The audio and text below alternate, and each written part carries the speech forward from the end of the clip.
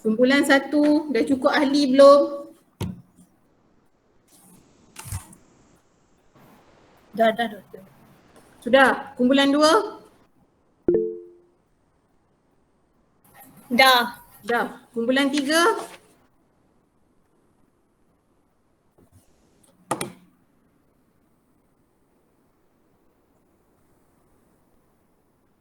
Kumpulan 3. Siapa lagi yang tak datang?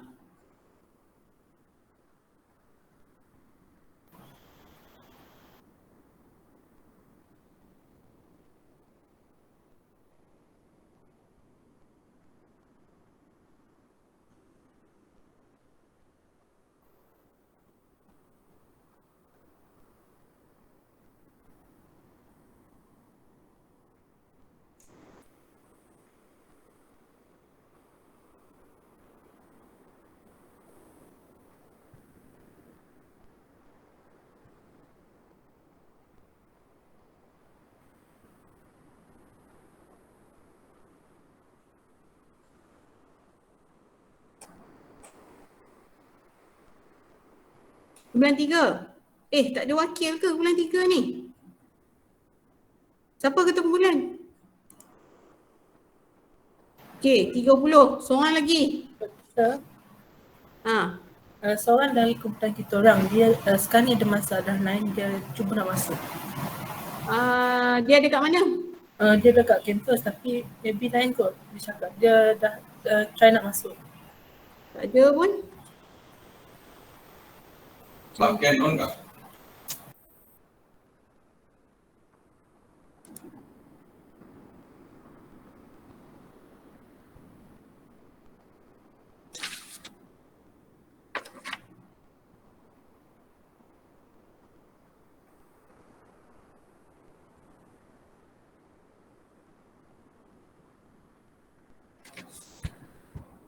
Okey, siapa nama tadi tu yang tak boleh masuk tu? Siapa yang nama yang tak boleh masuk tu? Nama dia Razri. Masalah lain. Kamu ni sebenarnya lelaki ke perempuan? Yang guna ni Muhammad Syukri ni? Saya. Laki. Oh, okey. Dengar so macam perempuan. Sorry. Alright. So, okey. Memang nama kamu Muhammad Syukri ke? Macam tak ada je nama kat sini. Ada. Muhammad Syukri bin Jul. Bukan kamu kumpulan 2 ke? Satu. Kumpulan 1. Okay, alright. Kejap. Kumpulan kamu lah yang tak cukup. Dia ada masalah lain. Siapa nama? Razri. Razrin. Oh, Razrin Rohayu. Okay, alright. Okay, baik. Bismillahirrahmanirrahim. Assalamualaikum warahmatullahi wabarakatuh. Okay, selamat petang. Waalaikumsalam. Okay, alright. You all ni ada di kampus ke ada di rumah? Soalan saya yang pertama. Campus. Alright. Baik. Soalan saya yang pertama adalah minggu depan hari apa you all free selain daripada hari Rabu dan Khamis? Maksudnya Isnin dengan Selasa. Free pukul berapa? Maksudnya satu kumpulan semua jadual, tak ada kelas.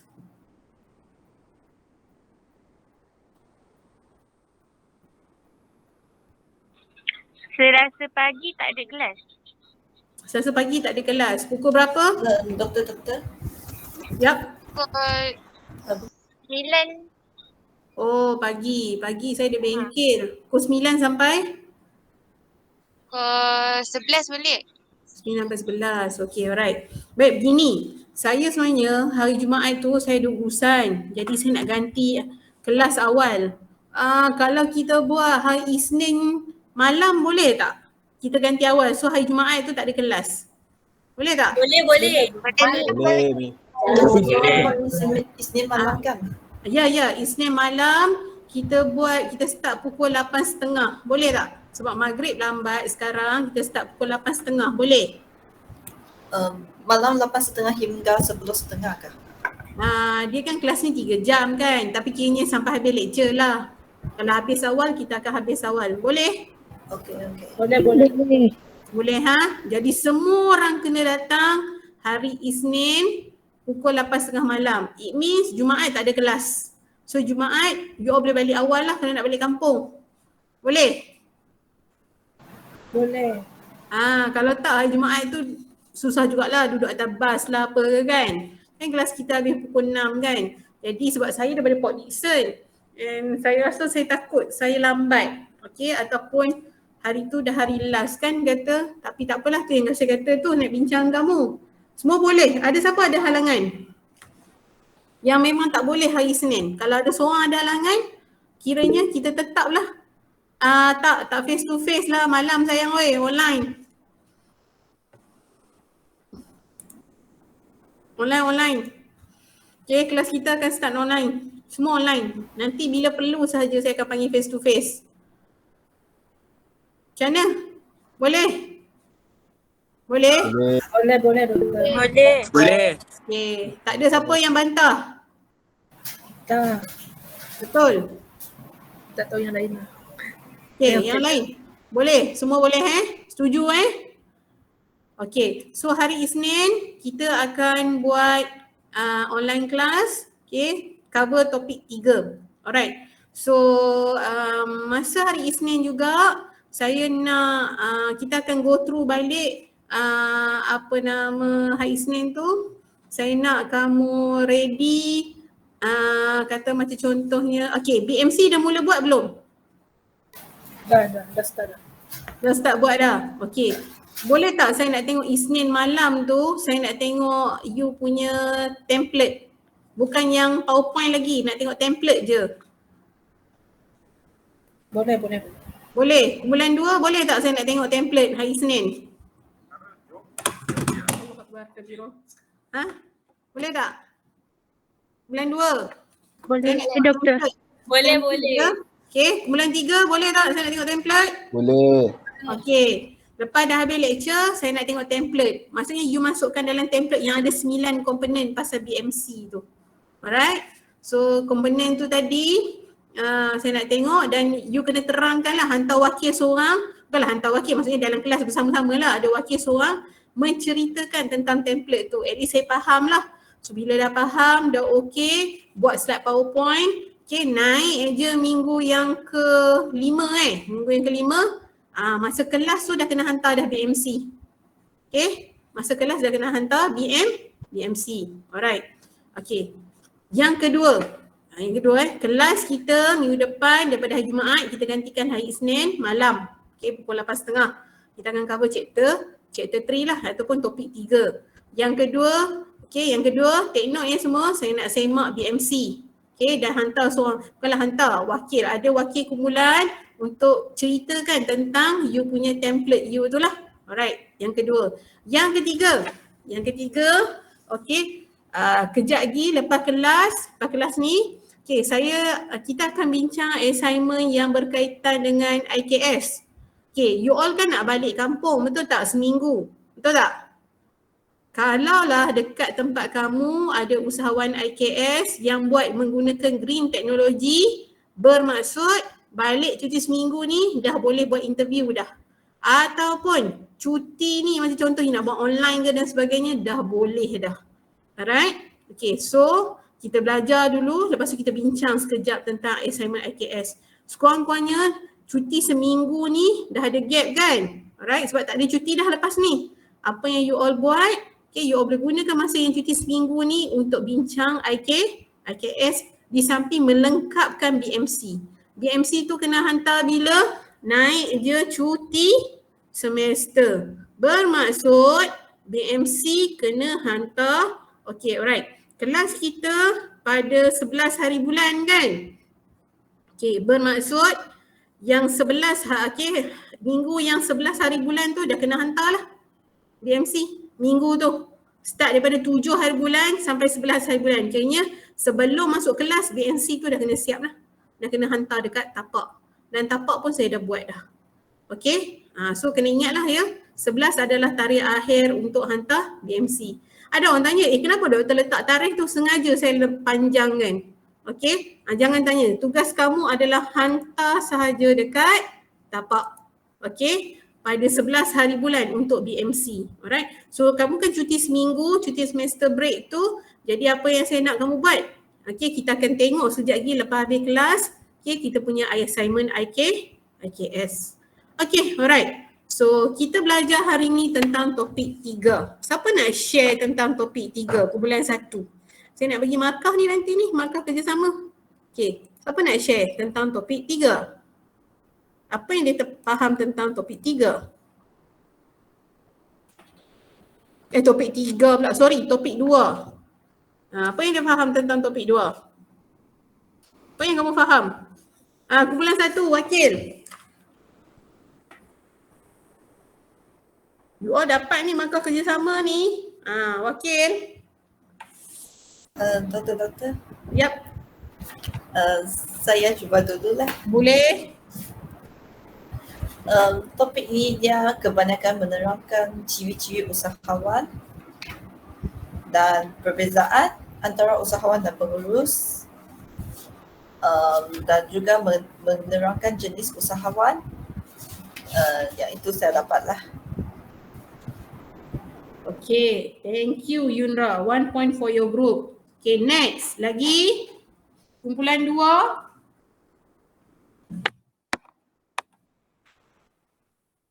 Kumpulan 2.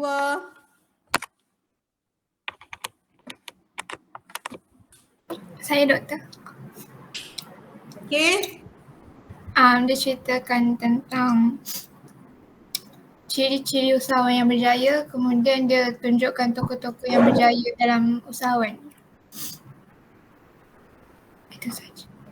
Okay, alright. Selain daripada tu, kumpulan 3, apa lagi kita belajar tentang chapter ni? Apa yang kita akan belajar? Dekat chapter ni kita belajar pasal undang-undang yang ditubuhkan, kiranya perundangan dalam etika pengusahawanan lah, kira macam tu. Ya ke? Tak ada pun? Ada. Ya ke? Ada peraturan dan perundangan, madam. Miss. Chapter 2, topik tu. Chapter tu etika dan keusahawanan sosial, Miss. Etika dan kesangan sosial. Saya rasa saya tak ada pun tajuk tu. Yang ada dekat situ jenis-jenis usahawan, perbezaan usahawan. Betul tak? Betul tak? Ni betul tak? Topik kita yang ni. Kan? Miss, salah baca. Betul.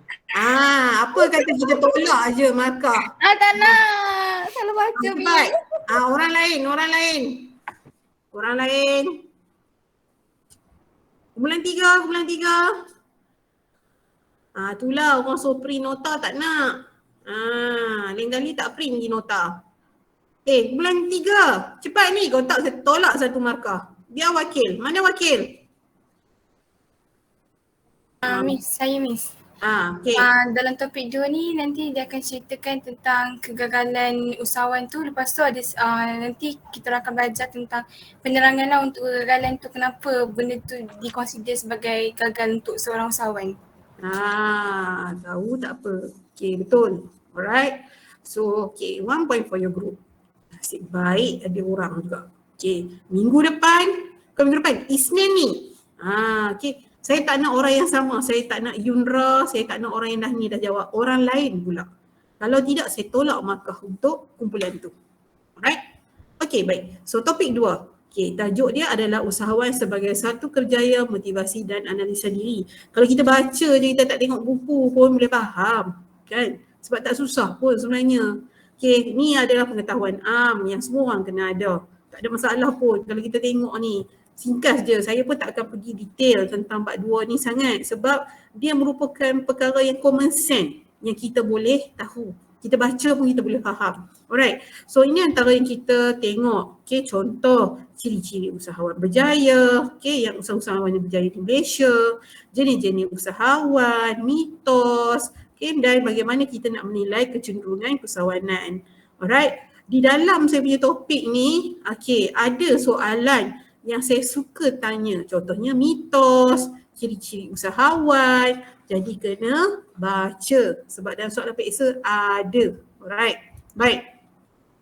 So kita tahulah dekat negara kita ni dah ramai usahawan, tambah-tambah musim COVID-19 ni kan. Ada ramai usahawan tumbuh, especially yang dalam bidang online lah kan. Dan macam kita tahulah, ramainya usahawan boleh membantu negara ni maju. Sebab apa? Menyumbang kepada pembangunan ekonomi negara. Kan kalau kita tengok, macam saya katalah, negara kita ni kalau kita ramai usahawan bermaksud, kita ada banyak peluang pekerjaan yang kita boleh cipta. Alright, so kalau kita tengok kat sini juga dari segi ciri-ciri usahawan berjaya.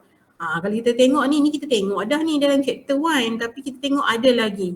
Antaranya ni McClellan ni orang yang dalam bidang usahawanan lah, yang tulis buku dalam bidang usahawanan. Dia mengatakan bahawa di sini kita ada 7 ciri. Sebenarnya ciri ni banyak, tapi dia klasifikasikan antara yang usahawan berjaya, ini antara yang ada. Contoh, kena seorang yang inisiatif kan. Kena jadi seorang yang inisiatif baru kita boleh berjaya. Macam saya katalah, ciri-ciri ni tak semestinya ada pada usahawan. Ada pada individu yang biasa macam kita pun boleh. Contohnya, inisiatif.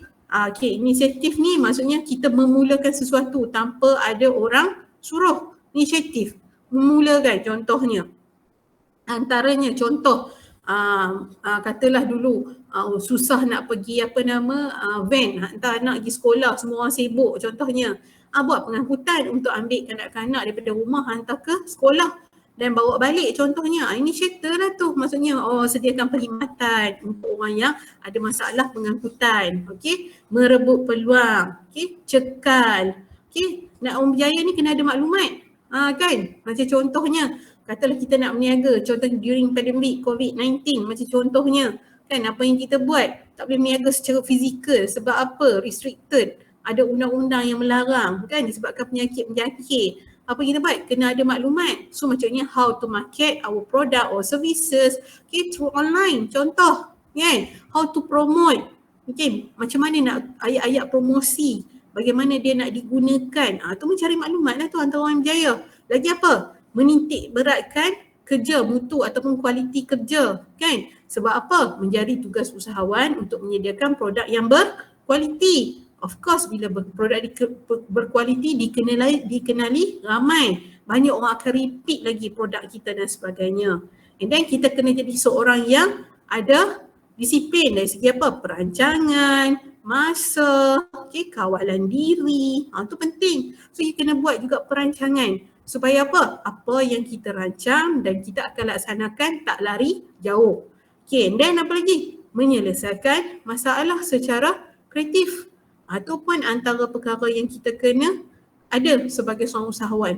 Maksudnya begini, kena berfikir di luar kotak. Kan? Contoh, disebabkan kerajaan menghalang kita contohnya keluar daripada berniaga. Kena fikirkanlah macam mana idea kreatif. Mungkin kita lantik ejen kan. Kita buat sistem. Tu create lah macam Foodpanda. Apa lagi? Mau Tapau. Apa lagi? Grab.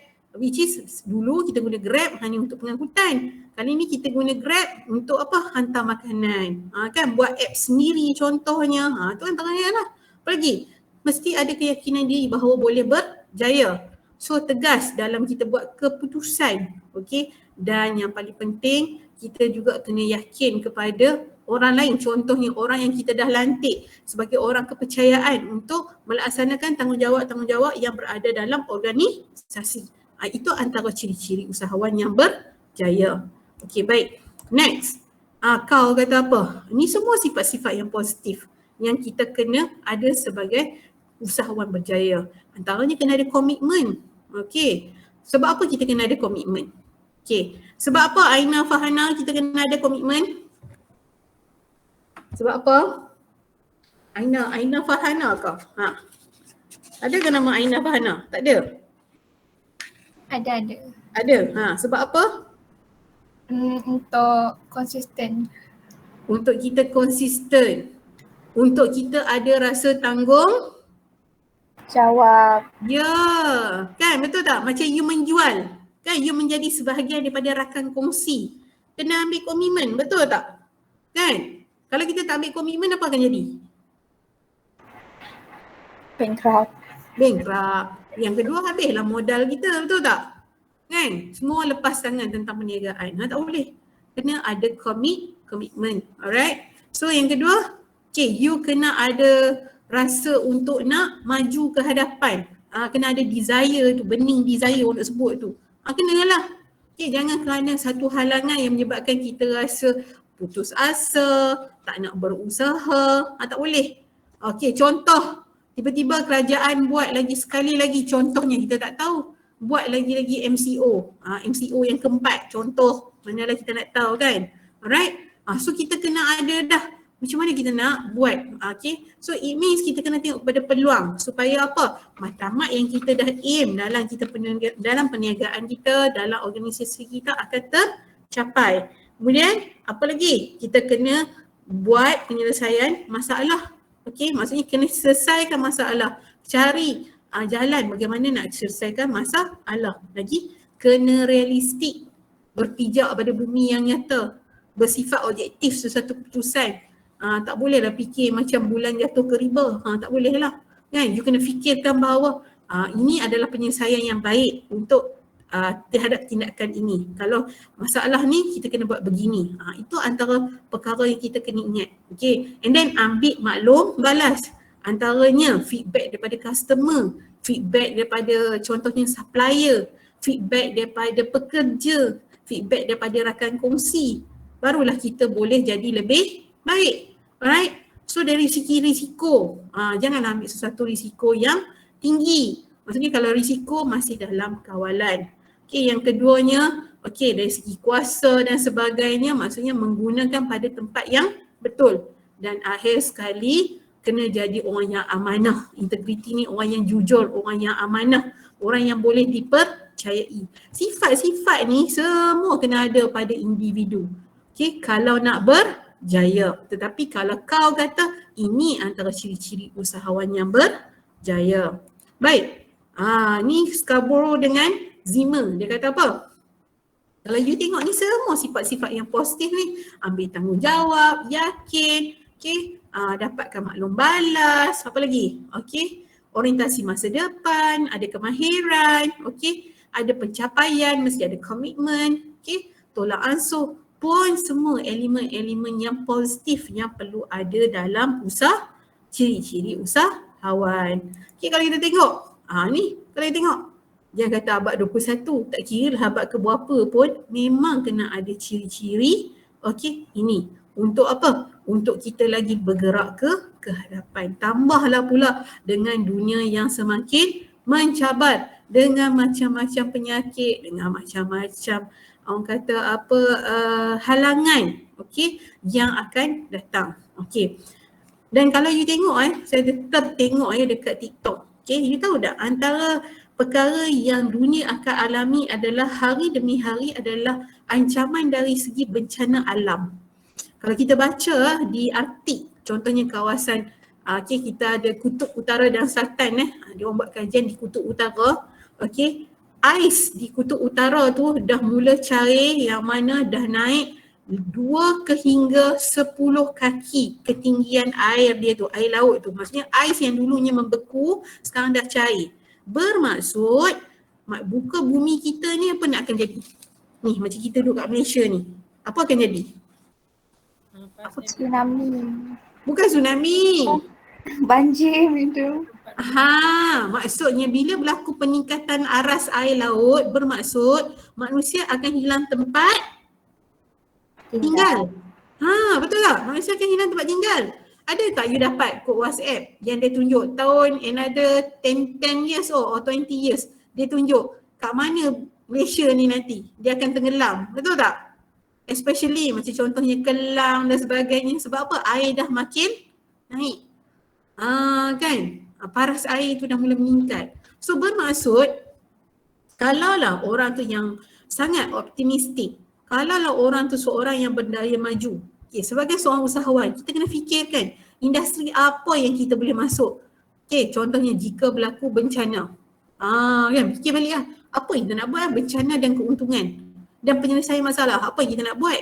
Mungkin dari segi macam contohnya penempatan, manusia tak boleh duduk adalah kawasan pinggir laut. Betul tak? Kena cari sesuatu.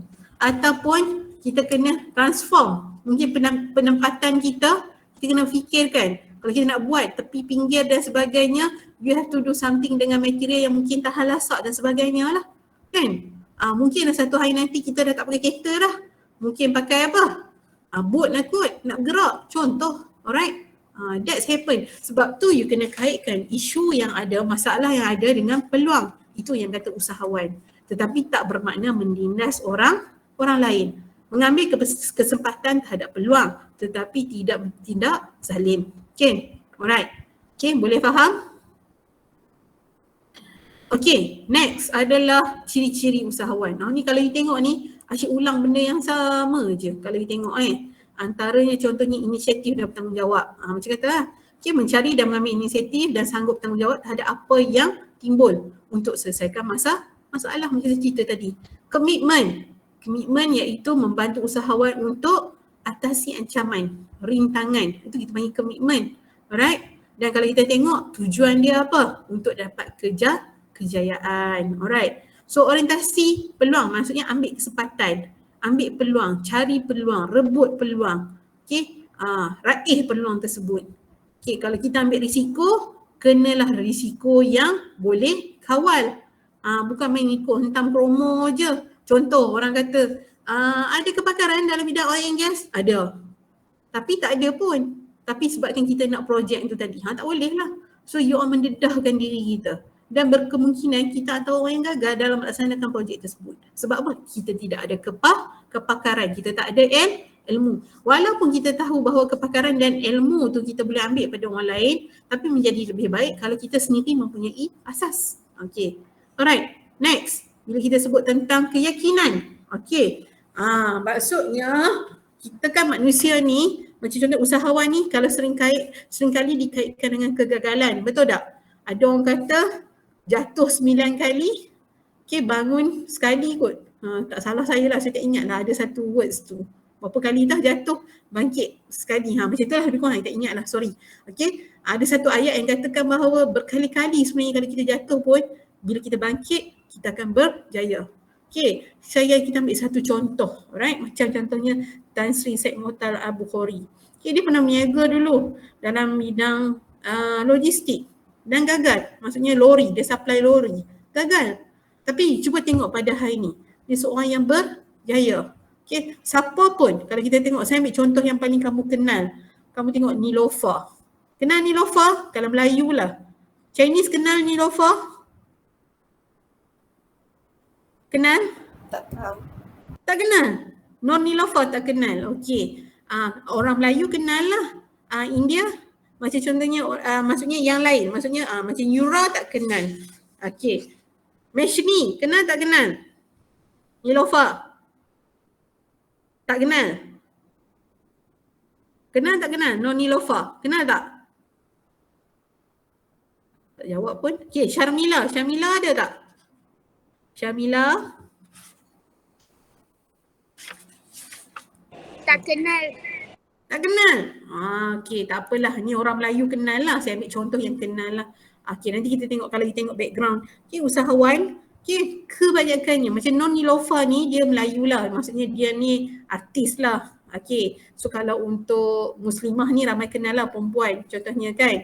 Okay, dulu ni, Non Niloufar ni dulu asalnya dia memang daripada keluarga yang senang. Background yang orang senang. Tapi sebelum dia berjaya dalam busana kan, hijab macam contohnya kan, dia kan jual hijab, jual tudung, okay, nowadays dia jual macam-macam lah dengan susu kurma lah, susu pisang lah, and then nowadays dia ada yayasan lagi, dia panggil markas tijari lah. Before that, okay, satu ketika dululah, okay, masa dia remaja, teenagers kan, dia pernah keluarkan kasut tapi gagal.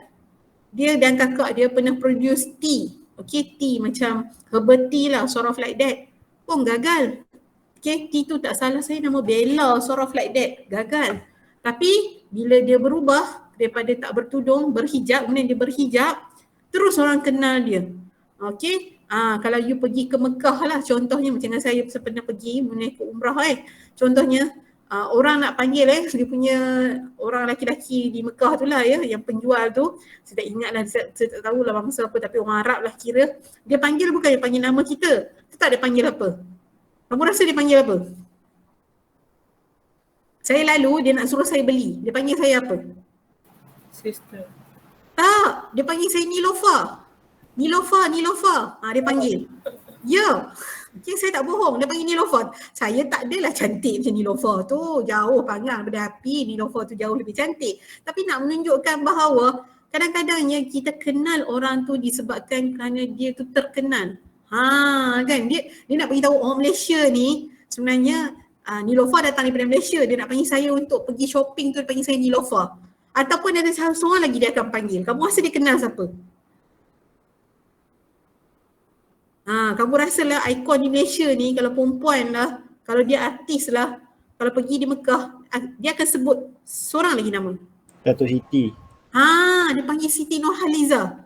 Kalau dia tak panggil Nilofa, dia panggil Siti Nurhaliza. Dia suruh kita beli. Siti Nurhaliza, lepas semayang asar tu, dia akan buka kedai. Okey, masa semayang biasalah, semayang maksudnya waktu tu, okey, antara semayang waktu tu kita memang boleh beli belah lah, kita boleh belilah, tapi time waktu tu dia orang tak akan menjual. Okey, kalau ada pun kedai dia tinggalkan macam tu je. Okey, dia tinggalkan, dia pergi solat. Okey, balik pada solat tu kita dah habis, dia akan panggil lah Siti Nurhaliza, dia panggil Non Nilofa. Kan? Tapi yang saya nak ceritakan bukan yang tu. Nak ceritakan adalah kejayaan kita tu sebenarnya macam satu ketika ni, macam Non Nilofa ni, dia nobody tapi dia become somebody. Sebab apa? Sebab dia optimis bahawa satu hari nanti dia akan berjaya. Tu yang kata usahawan. Macam kamu lah, kamu berniaga sekarang. Ada yang berniaga donat lah. Okay, ada yang berniaga apa yang satu lagi, sorry saya tak ingat lah. Bulan satu mega apa tu? Lupa saya. Air. Air. Ada yang berniaga pisang salai lah contohnya kan. Okay, kita rasa macam boleh laku ke produk kita, tapi kita kena optimistik. Kena ada rasa keyakinan bahawa produk kita memang akan laris. Okay, alright. Kena kreatif, kena inovatif, sama ada dekat proses ke, produk ke, ataupun ketika you nak memasarkan ke, kena ada ciri-ciri kreatif. Kemudian apa lagi? Dapatkan feedback, malu malas. Sebab apa? Bila kita tahu di mana prestasi kita, kita akan perbaiki dari semasa ke semasa. Betul tak? Sama jugalah kalau orang kata contoh lah ya. Okay, kita dah contohnya lah, kita dah kerja sampai satu tahap, majikan panggil kita, beritahu saya ni tak boleh bagilah kat kamu prestasi yang baik disebabkan kamu ni ada masalah, saya nampak gini. Tapi kalau kamu cuba perbaiki benda ni, saya rasa kamu akan prestasi kamu, kejayaan kamu akan meningkat contohnya. So kita perlu. Sama juga usahawan. Usahawan ni kena ada orang mengkritik. Bila ada orang kritik bermaksud mereka ni memberi maklum balas. Sebab tu ada tagline. Okay, sedap bagi tahu orang, tak sedap bagi tahu kami. Betul tak? What's the meaning? Apa maksud dia tu? Sedap bagi tahu kawan-kawan, tak sedap bagi tahu kami. Apa maksudnya? Kalau tak sedap tu dia orang boleh buat RN juga. Mungkin boleh perbaiki. Tu mencakap di situ kita bagi tahu, memberi maklum balas. Itu adalah salah satu cara bagaimana kita nak meningkatkan hubungan kita dengan pelanggan yang ada dekat dalam BMC. Alright. Kemudian apa lagi? Kita kena ada motivasi untuk berjaya. Alright. Okay, next. Apa lagi? Okay. Kita kena ada visi, kena ada konsep. Sebab apa? Tak semua orang tahu sebenarnya visi ni tadi kena dibangunkan sebelum apa yang berlaku dekat firma kita tu. Tu kata visi tu. Something yang kita nak buat, konsep apa. Okay, alright. Kemudian apa lagi? Kena ada kemahiran untuk mengatur, maksudnya mengurus. Okay. And then apa lagi? You kena ada juga kawalan supaya kita boleh tengok kesan dan akibat. Dan kemudian you kena ada toleransi terhadap kegagalan. Bermaksud kena terima kegagalan tapi kita tak boleh mengalah. Itu je. Okey, kegagalan tu tetap akan berlaku. Wa imma kalau kita bukan usahawan sekalipun tetap akan berlaku kegagalan. Tapi yang paling penting bagaimana kita bangkit daripada kegagalan supaya kita tak mudah putus asa, kecewa, sedih. Okey? Alright, next. Okey. Kena jadi seorang yang bersemangat, kan? Dan juga boleh bekerja dalam pasukan. Penting ya. Okey, kenapa? Bekerja dalam pasukan ni sebenarnya nak menjadikan kita ni akan rasa semangat kekitaan, okey? Akan rasa kita ni ada kebersamaan, betul tak? Akan rasa kita berada dalam satu kumpulan. Itu pentingnya. Macam kamu berniaga lah. Kan? Bukan kita bersaing hanyalah untuk nak mendapatkan untungan, tapi bersaing sebenarnya kita melawan juga perasaan yang ada dalam diri kita supaya kita jadi lebih baik. Kemudian kita kena belajar juga berdikari dan juga kena fleksibel. Sebab apa? Dunia sekarang berubah, betul tak? Macam dululah, macam saya ceritalah. Kalau kata kita asyik duduk pada tempat yang sama je, mana mungkin macam contohnya kita boleh belajar secara online, betul tak? Kalau tak kamu dah beberapa tahun duduk lepak je kat rumah kan. Kalau tak ada ni macam kita buat sekarang ni, tak ada Google Meet, tak ada Zoom-nya kan. Macam mana kita nak belajar? Jenuh lah saya nak foto state pergi post kat kamu pula nota-nota, betul tak? Ataupun kamu pun tak kerja, kamu pun tak belajar, saya pun tak payah masuk kerja. Dah kena cuti tanpa gaji pula, betul tak? Nak mengajar student tak boleh, tapi dengan adanya teknologi, sebab tu kita kena fleksibel terhadap keperluan, especially belajar pula, keperluan pelanggan kita kena berubah. Jadi kita tak boleh je pakai metod yang lama, kaedah yang lama, cara yang lama. Kita kena ubah ikut peredaran masa. Nowadays, orang buat promotion tak guna dah IG. Ada juga IG tetap berjalan.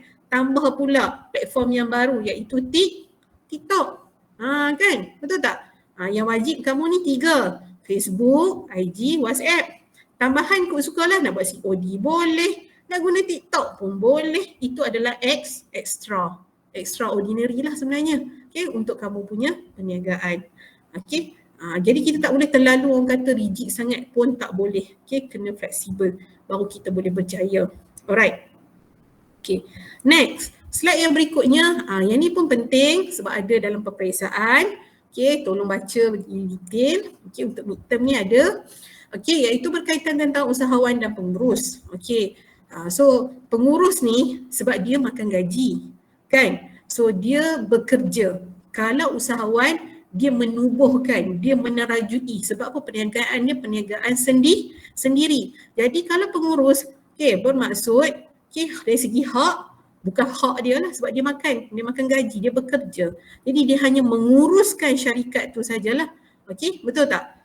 Sama ada tak kisahlah di sektor swasta ataupun kerajaan dan sebagainya lah. Tapi kalau usahawan, dia mengembangkan, dia menerajui, okay, dia tubuh dan dia buat perkara tersebut, kembangkan sedikit demi sedikit. Untuk apa? Untuk kepentingan juga masyarakat sebab dia akan contribute balik kepada masyarakat. Kan? Motif dia adalah untuk diri dan masyarakat.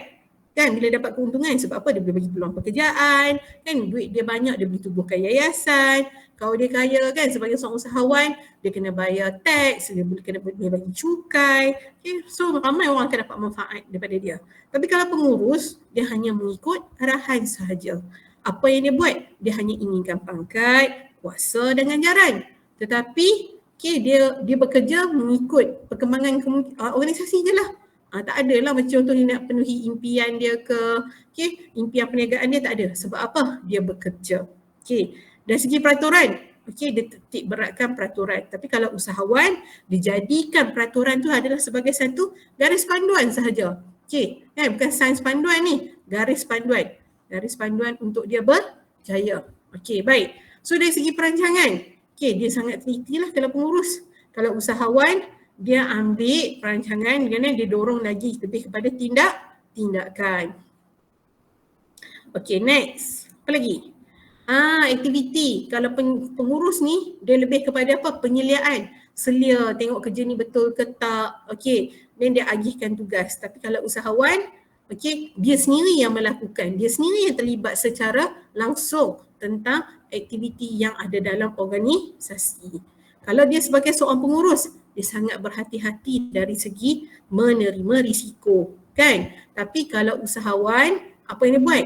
Dia ambil risiko, dan risiko tu dia kira boleh diperhitungkan, bermaksud risiko tu masih dalam kawalan, okay, dia boleh tahu macam mana nak menguruskan risiko, okay, dan dia tahu bahawa setiap risiko yang dia ambil tu tadi, okay, dia boleh selesaikan. Itu maksud diperhitungkan tu tadi. Tapi kalau kesilapan, dia berani menghadapi kalau usahawan. Kalau pengurus, dia cuba nak elak. Itu beza dia. Okay, kalau keputusan, of course dia kena bersetuju dengan pihak atasan. Sebab apa? Sebab dia bekerja. Tapi kalau usahawan, dia boleh buat keputusan sendiri. Sebab apa? Perusahaan dia. Okay. Dari segi perhubungan, okay, dia dengan maksudnya pengurus ni dia berdasarkan hierarki. Okay, dia ada orang kata dia ada tangga-tangga dia lah yang you pernah tengok dalam organisasi. Tapi kalau usahawan, pemilikan dia sepenuhnya sebab apa? Adalah perniagaan dia. Dia bukan bersifat hierarki dari segi orang kata jawatan dan sebagainya. Alright, status, pengurus dia lebih pentingkan status. Kalau usahawan tidak mementingkan ataupun kurang mementingkan status dari segi apa? Pangkat, kuasa dan sebagainya. Alright, kalau orientasi maksudnya dari segi peluang lah apa yang dia buat. Dia sanggup tangguh gaji ganjaran. Sebab apa? Dia sensitif pada masa depan. Tapi kalau usahawan, okay, dia mengambil masa depan tu sebagai orang kata satu peluang untuk dia penuhi impian dan juga matlamat dia. Okay, alright. Itu adalah perbezaan antara usahawan dan pengurus. Baik. Ni sebenarnya ni kalau you tengok ni tahun 2019 ni nota ni saya pun dapat daripada senior saya lah. Dah berubah banyak dah ni. Alright. So kalau kita tengok billionaire ni, mari kita try Google. Sekejap saya try Google tengok. Billionaire. Kita type billionaire. Saya pun lama tak tengok. Saya tengok kamu. Billionaire Fox.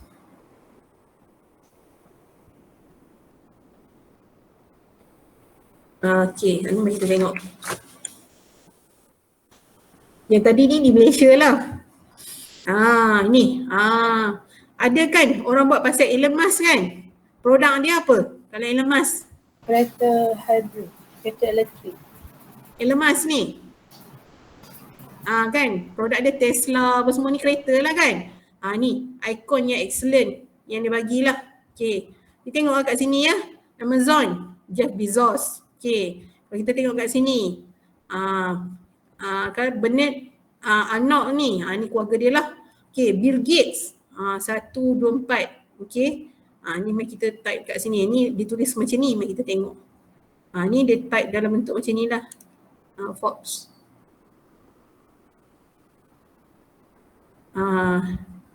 The world real time billionaires. Ni. Yang ni setakat pukul 5 petang. Okay. Ada pula trading day. Ni. Warren Buffett ni nak beritahu kat kamu walaupun kaya. Okay. Dia driver dia naik apa? Kalau pernah baca sejarah dia. Warren Buffett ni walaupun dia kaya dia naik bas angkutan dia. Okay. Alright. So ni antara orang-orang yang terkaya lah. Okay. Dia ada winner dan dia ada loser jugalah. Okay. Sebab dia orang ni kan berdasarkan share. Okay, alright. Ni Elon Musk. Kalau kita tengok ni apa lagi? Ni antara orang kaya lah. Bill Gates, Larry Ellison. Malaysia ada ke orang Malaysia? Tak ada. Okay, alright. Ni yang kaya ni, Steve Ballmer ni, Microsoft. Okay, macam mana sebut ni? Sergey Brin, Google. Kaya kan? Kalau kamu tengok duit dia orang, Mark Zuckerberg ni contohnya lah. Tapi share dia jatuh lah. Tengok Facebook 112.2 bilion USD. Kalau duit Malaysia berapa? Cuba duduk saja tak apalah, kita kira lah duit kan. Kita memanglah tak ada duit banyak ni, cuba kira. 112.2 kali dengan RM4.20. Berapa duit Malaysia yang dia ada?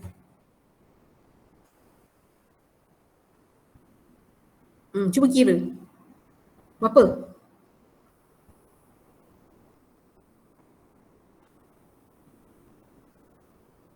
Berapa? Tak ada wakil. Cuba kira. 112 Dah kira je lah kan. Bukan nak kena duit pun. 112.2 darab dengan RM4.20. Nak tengok. Duit Malaysia kekayaan dia adalah 471.24 bilion. Kaya dia. Okay. Makan pun saya ingat makan mati duduk balik saya tak tahulah berapa ribu kali pun duit duk ada lagi ni Mark Zuckerberg. Okay. Ni senarai Okay. Ni kalau tengok ni kita ambil youngest. Okay. Ni youngest. Ni orang yang kaya ni. Okay, dekat Norway ada. Ni youngest. Okay, kalau kita tengok apa? Woman. Siapa yang terkaya? Ni. Tahulah tak kenal ni. Ui, Rihanna pun terkaya. Okay. Rihanna ni penyanyi ni. Oh, dia ada kosmetik kan? Okay. Ni perempuan. Industry, based on industry. Ini all. Ni mari kita tengok fashion. Contoh. Ni. Kim Kardashian ni. Kan? Family Kardashian ni. Pun kaya. 1.2 bilion. Okay. Tapi ranking 2, 3, 3, 8 lah. Okay. Ni Kardashian punya gang ni. Alright. Tak kenal saya. Ni Estee Lauder. Jane Lauder. Okay. Apa lagi? Okay. Ni untuk woman yang youngest lah. Okay. Alright. Mari kita tengok. Oldest tapi perempuan. Ni. So ini antara Prada. Kan? Ni. Luxury good. Ni Marina Prada ni. Yang duk tengok banyak baju Prada lah, kasut Prada ni. Okay. Nombor 1498. Okay. Kadang-kadang benda ni kita boleh Google. Cuma nak tahu dengan tak tahu sahaja. Alright? Okay. Tak adalah banyak ni. Mudah-mudahan lah kita antara insan yang kaya lah nanti. InsyaAllah tak dapat kat dunia akhirat lah, no? Okay, alright. Alright, okay. Okay, boleh ke tidak? Ke saya cakap seorang-seorang ni? Boleh. Boleh? Kan? Ke terkesima? Banyaknya duit dia orang. Ke kamu tengah fikir kalau kamu ada 112 bilion USD? Ke Syukri? Kamu tengah fikir ke kamu ada duit 112 bilion? Nampak tak kira. Tak kira. Agaknya duk fikir. Betul ke dia orang ada duit macam tu kan? Ke kamu fikir macam tu? Kan? Tak tahulah. Saya kan nak bagi tahu kat kamu kan. 100,000 tu pernah lah tengok. 1 juta tu tak tahulah. Tak pernah tengok lah sebab tak pernah ada kan. 100,000 pun tak pernah ada. Tapi dapat bayang jugalah kan. Tapi kalau dah berbilion-bilion ni tak tahulah nak kira macam mana. Okay, alright. Okay. So kalau di Malaysia, mari kita tengok di Malaysia. Tadi sorry, lupa pula nak tengok. Tengok kat Malaysia kan. Billionaire. Billion tak ada lah kot ya. Million lah kotnya. Okay, millionaire. Punya. Okay, sekejap. Malaysia. Malaysia. Millionaire. Contoh lah ya. Kan. Ni million pula. Billion. Okay. Contoh lah ni, tak kenal ni. Okay, mari kita tengok. Yang ni Wikipedia lah. Mari kita tengok Forbes.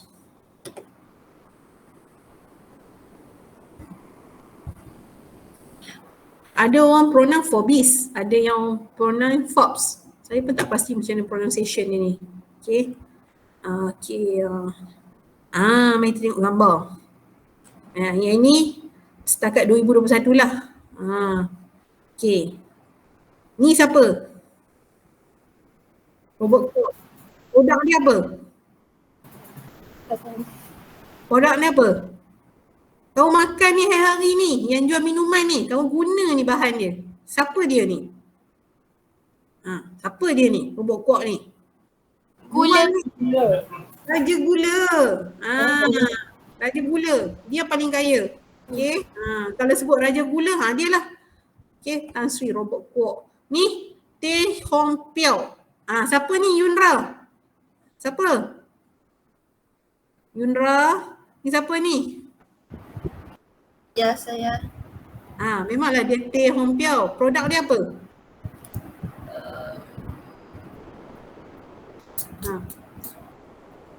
Public bank.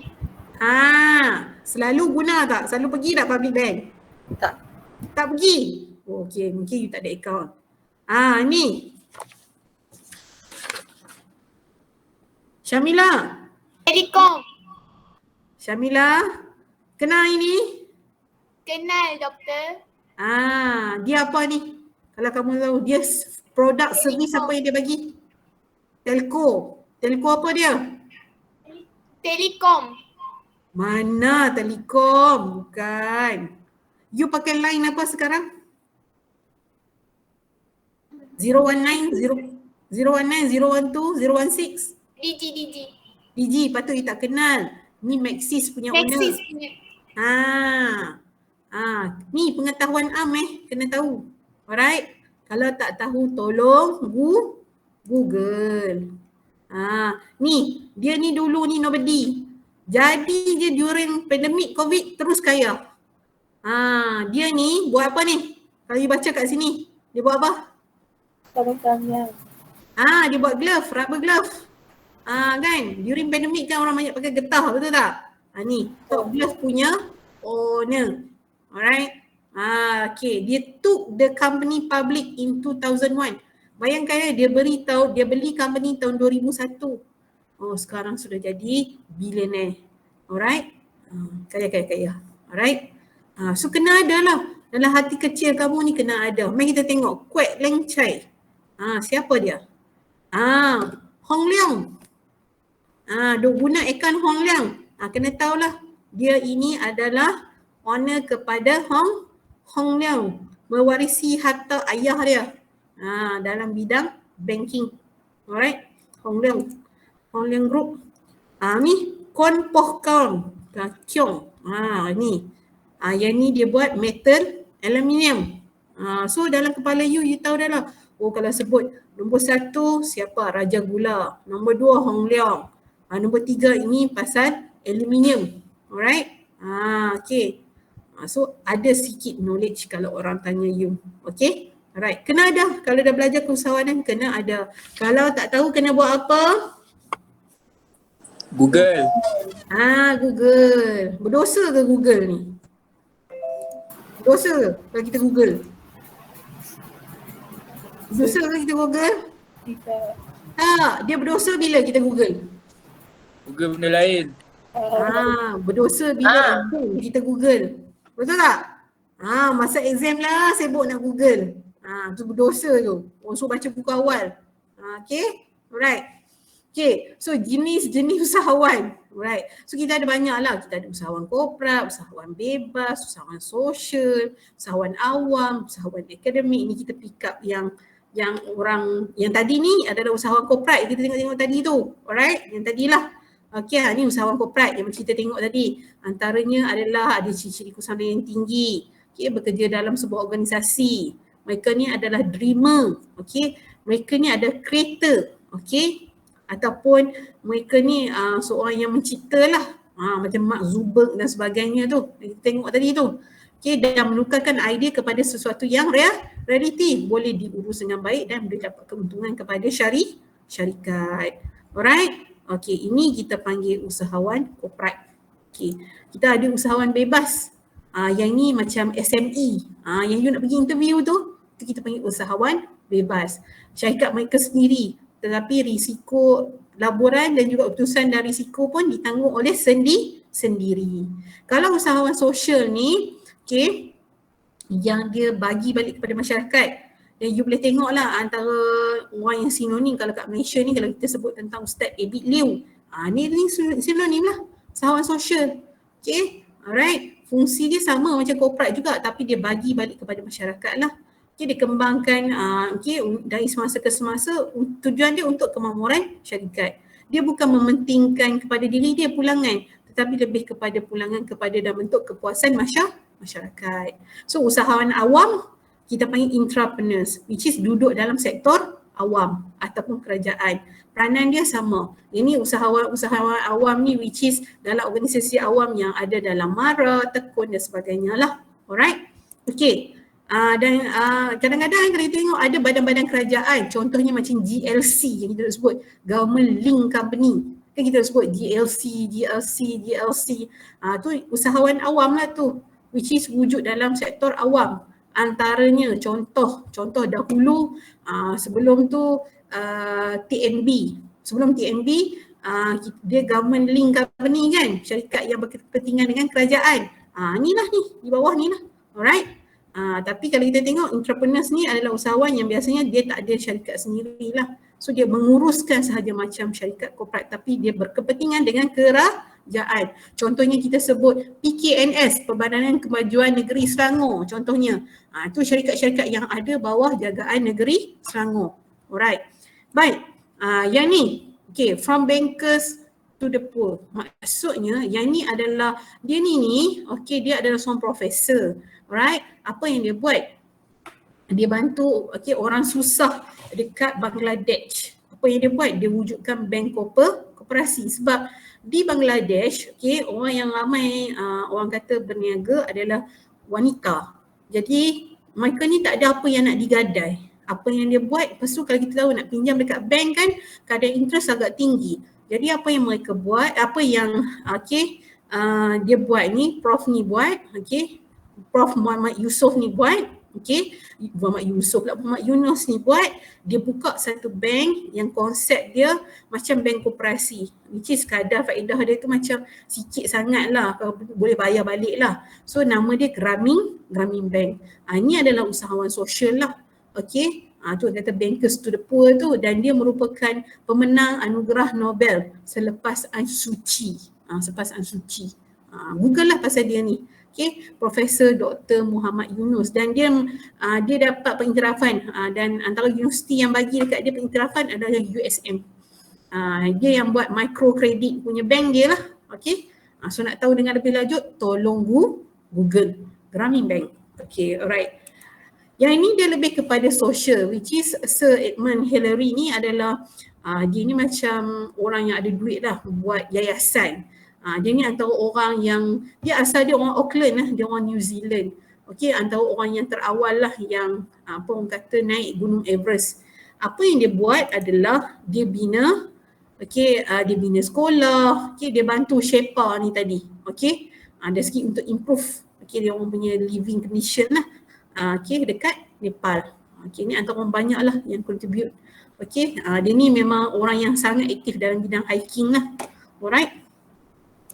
So kita tahu bahawa sebenarnya kalau kita duduk di sini, kalau kita tengok sebenarnya kekayaan yang kita dapat, yang kita dapat itu sebenarnya kalau kita kembangkan, sebenarnya dapat balik kepada masyarakat yang kita contribute balik. Sebagai orang kata orang yang ada perniagaan, as a business partners, kita juga merupakan orang kata warga negara yang boleh menyumbang balik kepada masyarakat. Kenapa? Kita macam saya katakan tadi lah, kita wujudkan peluang pekerjaan kan, kita kembangkan perniagaan kita, which is bila dapat keuntungan kita contribute balik dalam bentuk maksudnya bantuan, zakat dan sebagainya. Which is public entrepreneurs ni banyaklah dia punya orang kata kelebihan dia lah as a business person, yes, dan pada masa yang sama kita bagi balik kepada masyarakat. Alright. Dan kita create lah peluang pekerjaan. So kalau kita ambil contoh macam saya kata tadi lah, PKNS dan sebagainya lah. Alright. Next. Usahawan akademik. Yang ni yang wujud yang ada dalam bidang penyelidikan, terutamanya dalam pendidikan. Contoh, ni dia bagi contoh sisik ikan. Ada seorang profesor ni daripada Dr. Ismail ni, Zainul, apa yang dia buat? Sisik ikan ni selalu kita buang kan? Tetapi dia kata dalam ni dia gunakan sebagai bahan kolagen. Dia guna balik. Ni which is, ni usahawan akademik kan, nak dapat penemuan baru, buat kajian, buat inovasi, komersialkan, jadikan ni sebagai produk ataupun proses. Ini kita panggil usahawan akademik. Alright. Ramai yang kalau kita tengok ni, bukan setakat di UC, banyak.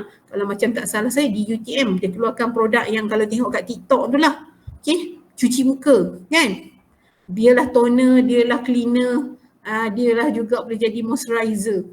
Itu daripada UTM. Yang ni yang wujud dalam kalangan academician. Alright. Next. Ini antara kegagalan usahawan. Kegagalan ni yang kata usahawan, orang yang macam kita pun akan gagal kalau buat perkara ni. Contoh, tak merancang. Betul tak? Kalau kita merancang, kita kena ada jangka masa. Kan kita kena ada target, betul tak? So kalau you tak merancang, memang you tak akan tahulah ke mana arah tuju you. Okay, right. Yang kedua, kena spesifik kan? Kena ada objektif, barulah kita boleh berjaya. Contoh, saya ambil satu contoh. Okay, Haris Hazril. Ada Haris Hazril? Haris Hazril? Muhammad Haris Hazril? Ya. Okay. Tidur ke apa? Tak ada lah. Tak ada. Senyap je. Okay. Saya nak tanya. Apa you rancang untuk akademik you? Untuk semester ni, apa yang you rancang? Luar sikit daripada konteks usahawan. Apa yang you rancang? Untuk semester ni, apa yang you dah buat perancangan? Untuk mendapat keputusan yang baik dalam subjek ni. Okay. Keputusan yang baik. Baik tu macam mana? B pun baik. Itu A lah. Okay, A. Okay. Untuk Antaranya apa yang you kena buat? Kawan. Antaranya apa yang you kena buat? Kena bersungguh-sungguh untuk dalam kelas lah. Kena bijak merancang. Yelah, saya tahu dah bijak merancang. Tak menjawab soalan tu. Apa you kena buat?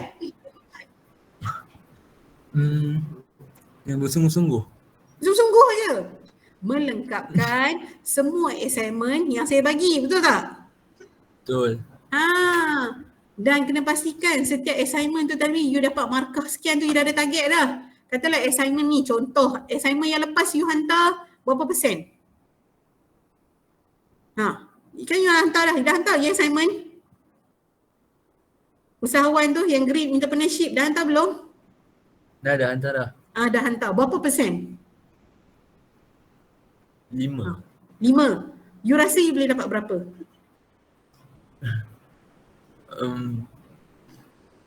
Kamu rasa kamu boleh dapat berapa? 4 tak dapat 3. 4 atau 3. Kenapa you rasa you dapat 4 dan 3? Takut tak memenuhi kehendak. Sebab tu kita dah tengok dah kat situ, kita ada rubrik kan. You dah baca dah senarai perincian tugas tu.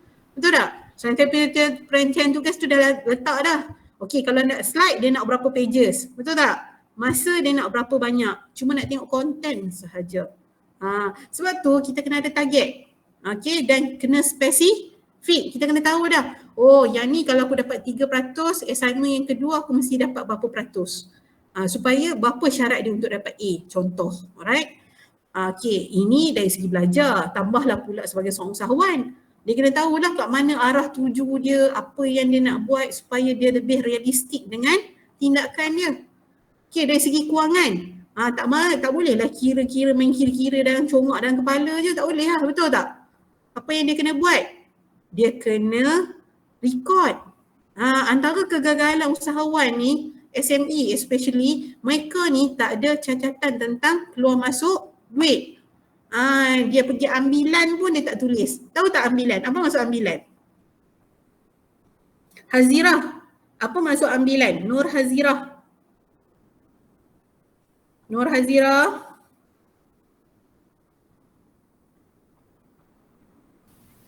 Saya. Apa maksud ambilan kalau dalam akaun? Aduh. Apa maksud ambilan? Tak ada akaun pun mesti tahulah faktor ambilan tu. You mesti belajar dalam kemahiran hidup. Kemahiran hidup. Apa kita ambil bagi ambilan dalam perniagaan? Apa maksud ambilan? Sekejap. Takkan tak tahu ambilan. Okey, siapa tahu ambilan? Kumpulan mana yang tahu ambilan? Saya nak bagi markah ni. Pengeluaran tunai. Pengeluaran tunai? Tidak. Untuk kegunaan sendiri. Ya? Sekejap. Yang sebelum tu. Apa untuk kegunaan sendiri? Tak dengar. Mengambil tunai dari perniagaan untuk kegunaan sendiri atau keluarga. Ya. Okey. Ambilan tu bermaksud you ambil cash ataupun barang tanpa merikutkan untuk tujuan peribadi ataupun keluarga. Contoh you ada kedai runcit. Ni saya bagi satu contoh. Ambil kedai runcit kan? Kedai runcit, okey ada stok. Betul tak? Okey, stok contohlah. Hari tu katalah tak ada lauk kat rumah kita, kita pergi ambil sardin. Ambil sardin 2 tin. tapi kita tak rekodkan sebagai barang keluar. Gagal lah tu. Itulah kata ambilan tu, ambil untuk kegunaan peribadi sama ada produk ke duit dan sebagainya. So tu gagal lah. So tidak dapat membezakan antara kewangan dan juga kewangan pula. Maksudnya untuk perniagaan ataupun untuk tujuan peribadi. Tambahan pula tidak mencatatkan rekod transaksi. Ali Rawang. Ini antara perkara yang gagal lah. Sebab tu ya, yang you ada tunai tu contoh katalah donat you tu lebih hari tu. Bukan lebih disebabkan buat lebih tidak. Bukan berdasarkan modal, bukan modal tu tidak. Mungkin donat tu gagal dijual. Contoh saya ambil bulan 3 tak salah saya jual donat.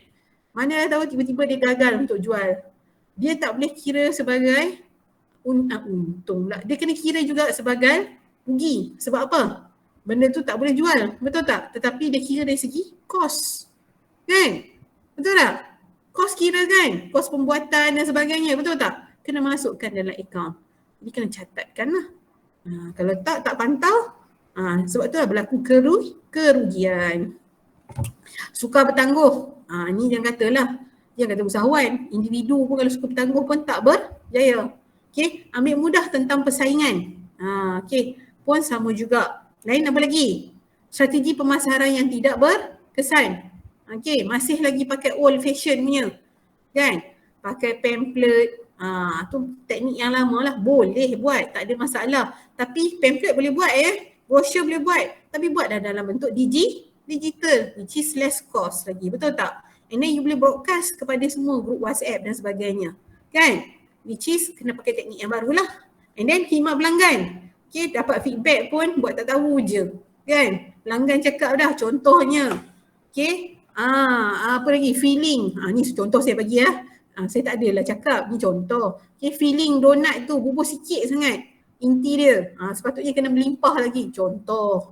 Kan? So you dapat feedback tu tapi you buat tak tahu je. Kan?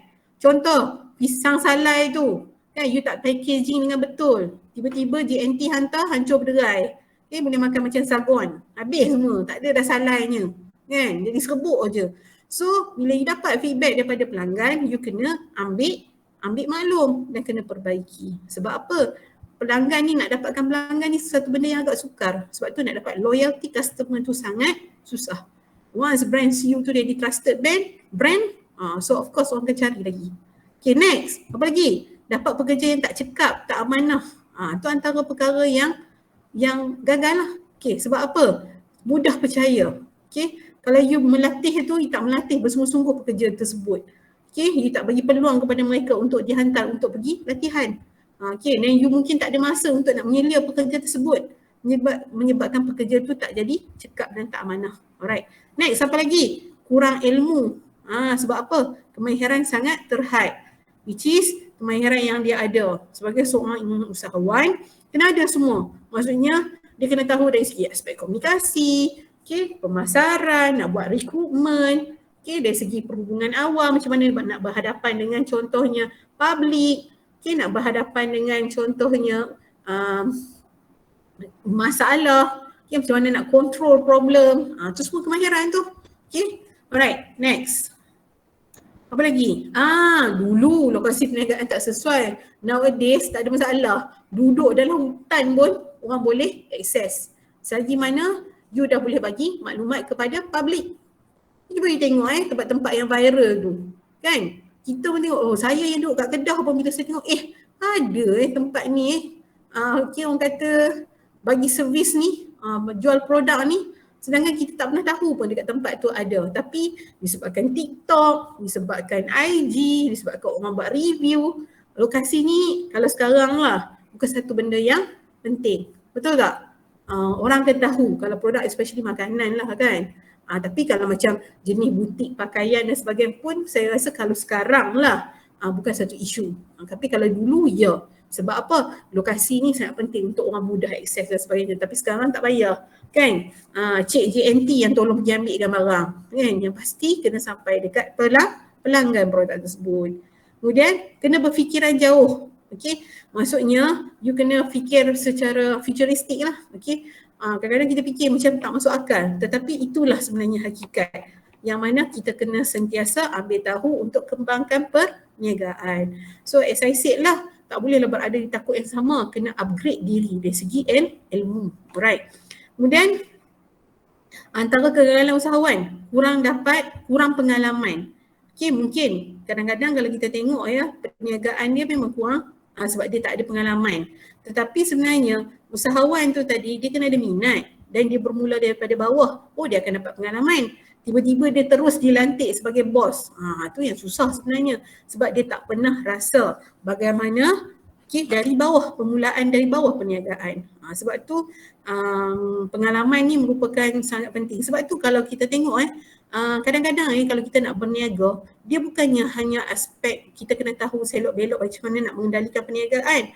Tapi pengalaman you bekerja pun dikira sebagai pengalaman juga. Contoh, katakanlah kita pernah menjadi salesperson. So antara key ataupun anchor kita adalah kita tahu bagaimana nak memasarkan produk. Apa yang pelanggan suka, apa yang pelanggan perlu, apa yang pelanggan tak suka, apa yang pelanggan yang sepatutnya kita kena avoid daripada pelanggan supaya pelanggan tak suka dekat produk kita. So daripada situ sebenarnya kita punya kekuatan dan mungkin kita tambah baik lagi lah ilmu tu tadi. Kadang-kadang pengalaman yang lalu daripada kita bekerja pun boleh jadikan sebagai salah satu pengalaman untuk kita mengendalikan perniagaan. Okay, macam you kalau tengok mendiang Tan Sri Loh Bon Siew. Dia sebenarnya bukan seorang mekanik Bila dia bekerja di Malaysia, masa tu dia muda, apa yang dia buat masa tu motor Honda baru masuk ke Malaysia. Kalau dibaca sejarah dia adalah sebagai seorang pengasuh saya. Dia jaga anak, yang dia sukakan motosikal. So apa yang dia buat? Dia pergi masa dia mengasuh budak tu, apa yang dia buat? Sebab dia mengasuh, so masa dia banyak terluang, apa yang dia menjaga kanak-kanak kan. Apa yang masa dia yang terluang, apa yang buat? Dia pergi belajar macam mana, kat sini skru pasang. Kalau rosak enjin dia kat sini. So dia buat pemerhatian. So daripada pemerhatian yang dia buat itulah sebenarnya, apa yang dia buat? Dia deal dengan Honda motor, maksudnya motosikal tu Honda, bawa masuk motor Honda tu ke Malaysia. Sedangkan dia bukan seorang mekanik dan dia belajar daripada pemerhatian. Sebab tu kadang-kadang kurang pengalaman maksud tak bermakna kita tak berjaya, tetapi kita kena ada minat dan juga kita kena ada passion. Baru kita akan berjaya. Modal tu antara salah satu faktor lah, tetapi nowadays banyak aja orang kata bantuan-bantuan, geran, insentif yang dibagikan oleh kerajaan. Tetapi ialah nak mengembangkan, ini memang hakikat lah, nak mengembangkan perniagaan memang memerlukan modal. Alright. Sistem mengurus akaun yang tak efisien. Pun antara salah satu faktor lah. Tamak pun salah satu faktor. Maksudnya kita tahu bahawa kadang-kadang kita tak cukup manpower. Kita tak ada kekuatan dari segi modal dan sebagainya. Kita tak ada dari segi masa, pengurusan masa kita masih lagi lemah. Tapi kita masih, contohnya lah, nakkan kekayaan, kita buka banyak cawangan. Tamak lah tu. Tamak tu lah yang menyebabkan kita gagal. Kemudian antara sebab yang sesuatu perniagaan tu ditutup, tiada kesinambungan. Maksudnya ini especially family business lah, which is dulu ayah dia je yang berniaga. Tak pernah bagi peluang dekat anak dia. Once contohnya mungkin ayah dia tu meninggal, tak ada waris. Bila bagi tak ada pengalaman. That's why lah menjadikan perniagaan tu bankrupt. Next adalah sikap usahawan tu, sikap kita tu yang menjadikan kita tu tak berjaya lah. Antaranya sikap-sikap negatif lah. Macam-macam lah sikap negatif ni yang disenaraikan. Alright, baik. Ni mitos. Bila sebut tentang mitos, apa maksud mitos? Apa maksud mitos?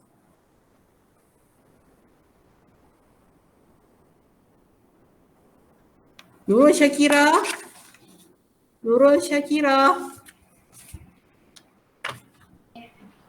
Ya, Doktor. Apa maksud mitos?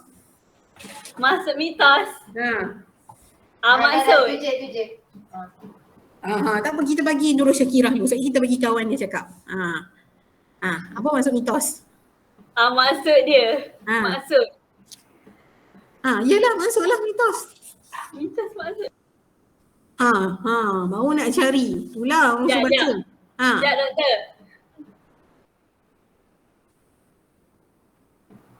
Pernyataan yang tidak benar. Google lah tu. Pernyataan tidak benar. Contoh. Tak mau contoh yang kat sini. Contoh lain. Contoh mitos masa kehidupan boleh ke? Boleh. Nak bagi kamu faham. Apa? Mitos. Main seruling waktu malam ada ular. Okay. Kalau menyanyi kat dapur? Kahwin lambat. Kahwin dengan orang tua. Tu orang tua lah. Mitos lah tu. Betul tak? Dongeng. Benda yang kita tengok tak masuk akal lah. Kan? So, kalau nyanyi kat dapur, kena fikir sebenarnya disebabkan nyanyi kat dapur tu dapat suami tua. Agak-agak kamu kenapa? Nurul Syakira, kenapa orang tua-tua tak bagi menyanyi kat dapur? Bising. Bising. Tengah memasak. So apa jadi kalau memasak sambil menyanyi? Hangus. Hangus, terbakar kan? You punya shock punya duk gelek Bollywood tu, dah ikan goreng hangus. Kan? Betul tak?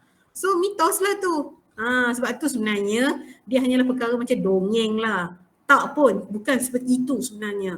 So ni yang kita kata mitos ni tadi. Saya nak tanya Yunra, Chinese ada mitos tak? Ada. Apa satu? Bagi tahu. Banyaklah saya tak ingat, tak berapa ingat juga. Tak berapa ingat, bagi satu. Saya nak tahu lah Chinese punya. Mesti ada mitos. Lupa dah sangat banyak. Lupa sangat banyak. Macam mana tak faham? Bukan maksudnya macam ada terlalu banyak pantalan orang kan. Saya ingat satu lah. Apa? Share. Saya hafal yang dekat-dekat punya CNY. Apa dia? CNY, apa dia? Hari pertama Chinese New Year tak boleh buat kerja gotong royong. Tak boleh buat kerja gotong royong. Gotong royong tu apa? Cuci rumah kah? Tak boleh menyapu lantai. Oh, you rasa itu mitos? Bukan, tak. Saya rasa macam tu lah, kerana macam kalau hari pertama tahun baru Cina menyapu tu macam halang rezeki masuk kan? Apa-apa yang baik tu masuk lah. Apa-apa yang baik masuk lah. Okay, so masih lagi mengamalkan in Chinese New Year? Your family still believe this? Yes. Yes. Itu adalah myth. Okay, mitos. Tapi yalah, dari segi keagamaan kita kena hormat lah. Okay, baik. Kita tanya yang India pula, orang India. Okay. Tadi kita sudah tanya Syamila. Okay, Yogasri. Yes, doktor. Yes. Any myth in Indian punya belief? Ada. Apa? Kan lepas pukul 7 malam. Pukul 7 malam. Kita tak boleh potong kuku. Oh, kalau potong, hantu datang? Tak, dia kata macam tak baik. Oh, tak baik. Malam lah. Malam. Lain dari tu? Lain daripada tu.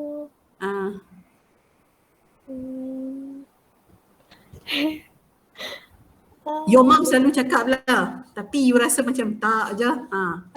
Tapi saya rasa ada orang kata juga yang tentang yang potong kuku selepas pukul 7 tu, dia orang kata tak benar kan, sebab masa lama tu, masa old time semua tu, semua orang tinggal kat estate kan, Indian stall. So masa tu kan tak ada lampu kat tiang-tiang lampu tak ada kan. So macam pukul 7 semua dah malam sangat. So masa tu diorang tak nampak kan, kalau potong kuku tu diorang sekali potong dengan dia punya jari. Apa tu?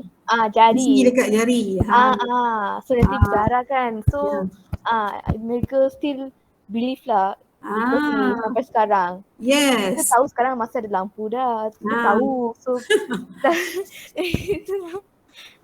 itulah mitos. Itulah mitos. Alright. Sama juga macam contohnya macam saya katakan tadi lah, macam kita sebut Masuri kan.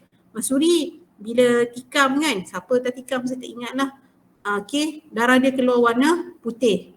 Okay, Kalau you fikir-fikir balik lah kan, mungkin lah kita tak tahulah kan sel darah putih tu banyak ke, betul tak? It's a myth kan? Sama juga. Okey, yang kalau kita kata usahawan hanya melakukan tanpa berfikir, betul ke? Mitos lah. Mana ada orang buat sesuatu perkara tak perlu fikir? Mesti kena fikir, betul tak? Mesti kena berhati-hati. Mana? Tambahkan pula melibatkan banyak risiko. Bayangkan kalau kita ada pekerja, kamu bayangkan kita ada 1,000 pekerja di bawah kita dan kita buat satu tindakan tanpa fikir jangka masa panjang. So what happen dengan kita punya plan dalam perniagaan? Okay, which is kan banyak orang yang ada di belakang kita yang kita kena tanggung. So tindakan kita tu akan membuat memberi kesan kepada orang lain. Kan? Usahawan ni born to be. Ya ke? You rasa Mark Zuckerberg tu born to be ke? Kamu rasa Mark Zuckerberg tu born to be? Tak kan? Mark Zuckerberg tu sebenarnya dia buat Facebook tu pun ada tujuan dia. Apa tujuan dia mula-mula? Apa tujuan dia Mark Zuckerberg dia buat Facebook? Guna je Facebook tapi tak tahu. Dapatkan duit. Tak dapatkan duit? Tak. Asal dia nak buat network. Betul tak? Dia nak panggil, nak cari balik kawan-kawan yang lama. Itu sebenarnya tujuan Facebook. Betul tak? Tapi kita guna untuk apa?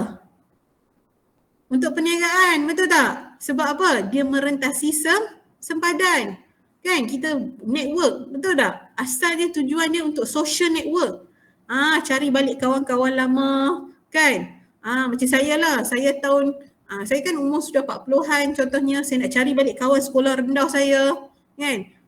Contohlah kalau dulu saya duduk New Zealand contoh, saya nak cari balik kawan-kawan lama saya guna Facebook lah. Contoh kan, search nama dia kan, you rasa-rasa dia duduk dekat mana, dan dapat get back balik. Itu tujuan dia. Tapi manusia ni kan cerdik, pandai apa dia buat.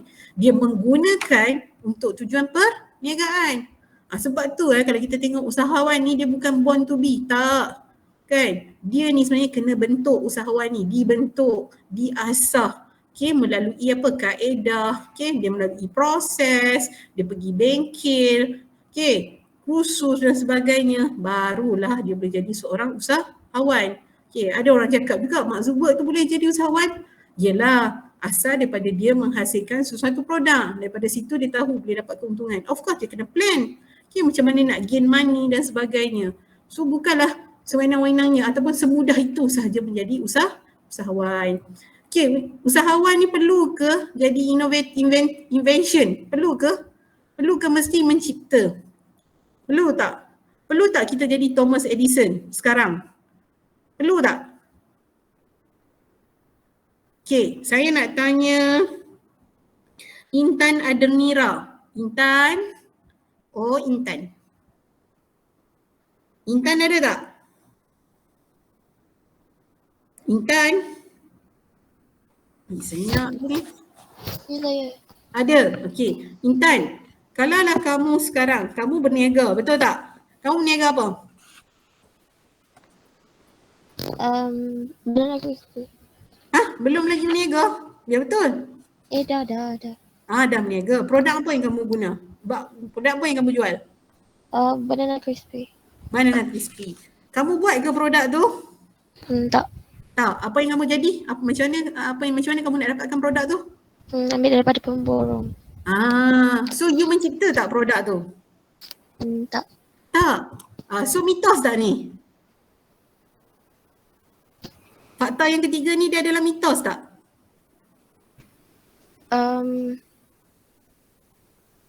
Mitos tak? Mitos tak? Ni fakta yang ketiga ni, usahawan sebagai seorang pencipta ni mitos atau tidak? Tak. Mitos lah. Tu you cuba tengok tu. You meniaga keripik pisang pun, you produce ke? You cipta ke? Tak kan? Betul tak? So ni adalah mitos. Kan? You nak jual banana punya slice tu, punya chips tu, contohnya kan? You tak perlu pun hasilkan, you pergi ambil je dekat pemborong. Betul tak? Betul. It means you hanya ada peluang untuk kenal pasti saja. You nak jual apa, idea kreatif dan bagaimana, betul tak? Tetapi you tak perlu jadi apa? Jadi manusia yang nak kena cipta benda tu, tak perlu. Sekarang ni macam contoh, kalau nak jual baju, beg ke apa ke, kan macam dekat China tu you boleh deal sahaja. Tak perlu pun you create produk sekarang. You boleh ambil terus sahaja. Apa yang pasti you hanya kena tahu peluang. Alright, next. Usahawan tidak mementingkan pelajaran dan juga sosial. Okey, betul, kalau kita tengok ada juga yang usahawan yang satu ketikanya dulu susah. Tetapi kalau kita tengoklah pada hari ni, yang mereka berjaya tu adalah walaupun mereka gagal dalam pelajaran, tetapi mereka ni berjaya dalam perniagaan. Okey, kalau kita tengok, okey, dia memanglah dia dulu satu ketika dulu mungkinlah dia kurang dari pelajaran. Tetapi kalau kita tengok pada hari ni, okey, banyak je orang-orang yang ada akademik yang berjaya. Okey, yang menjadi role model. Okey, yang kalau kita tengok, yang pasti mesti mereka kata kena ada ilmu, kena ada ilmu. Ilmu ni tak semestinya hanya ilmu yang kita kata pergi secara formal, tetapi informal pun kena ada. Alright, next. Memenuhi ciri-ciri atau karakter keusahawanan. Okey, maksudnya kena ada ciri-ciri yang tertentu baru boleh berjaya. Tidak.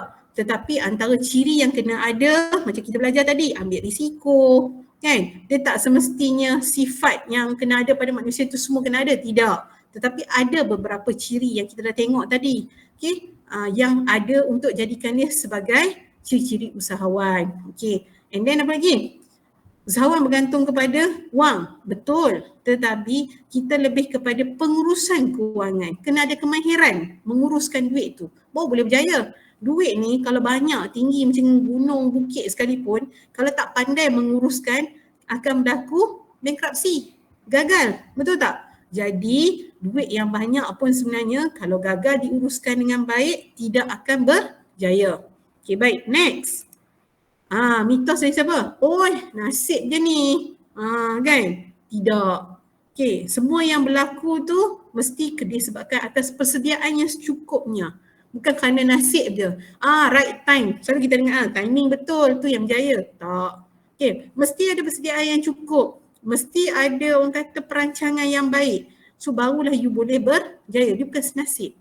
Okay, dan seorang usahawan tu juga, macam contohnya, dia kena ada matlamat, okay, macam saya katakan tadi, dia kena ada tindakan untuk mengawal, okay, supaya dia lebih terurus. Okay, apa lagi? Dia kena lihat bahawa macam contohnya, setiap kejayaan dia tu macam contohnya bukan kerana macam dari segi, apa orang kata, dia mesti ada sistem, okay, dia mesti buat penjadualan, okay, dia tak boleh berjaya begitu dan dia kena ada matlamat lah sebenarnya terhadap perancangan dia. Kalau tak, kalau macam main congak dalam kepala je, memang tak akan berjaya lah. So perniagaan yang tidak susun dan kacau bilah, ini pun adalah mitos, tak betul. Okay, lagi? Apa lagi? Okay, kebanyakan usahawan gagal kali pertama. Okay, benar memang akan berlaku kegagalan, tetapi kalau yang kita tengok, okay, perniagaan kali pertama ni tak semestinya gagal. Okay, gagal nak jadi usahawan tu kawan. Tak, ada orang yang macam saya katakan tadi lah, masuk-masuk terus berjaya. Ada orang yang berjaya kali pertama, lepas tu dia kembangkan perniagaan, gagal.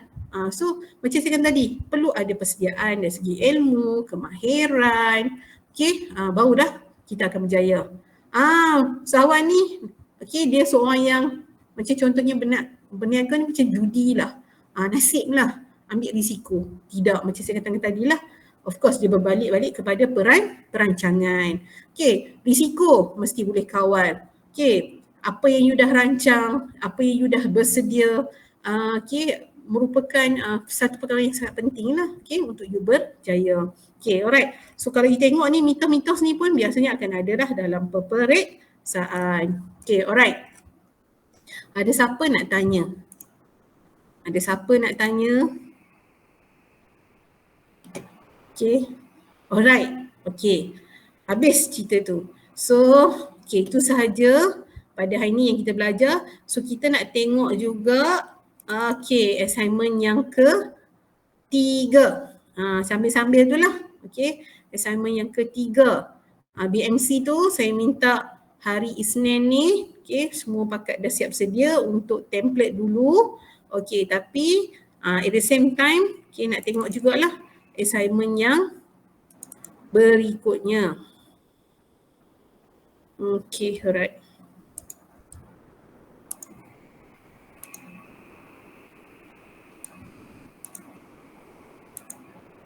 Okay, tugasan yang ni lah kumpulan You kena buat temu bual dengan pemilik syarikat. Berapa markah dia? 25%. So you kena buat report yang ringkas, kemudian you kena buat bulletin usahawan. Okay, so tak apa, saya taklah minta lagi, tapi you kena buat dah lah dalam cuti semester ni kan. So dalam cuti semester ni kena buat apa? Kena, okay, alright. Ni saya kecilkan sikit Okay, alright. Yang pertama, okay, secara berkumpulan, you kena pilih satu syarikat IKS. Apa maksud syarikat IKS? Senang cerita, pekerja dia lebih daripada 7 orang. Okay, tak kisahlah dia buat produk ke, servis ke, tak kisah. Dia mesti berasaskan teknologi ataupun amalan hijau. Maksudnya dia buat green tech ataupun dia praktis green.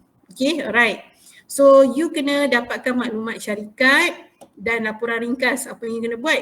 You kena temu bual lah, okay, sebagai bukti pelaksanaan tu tadi.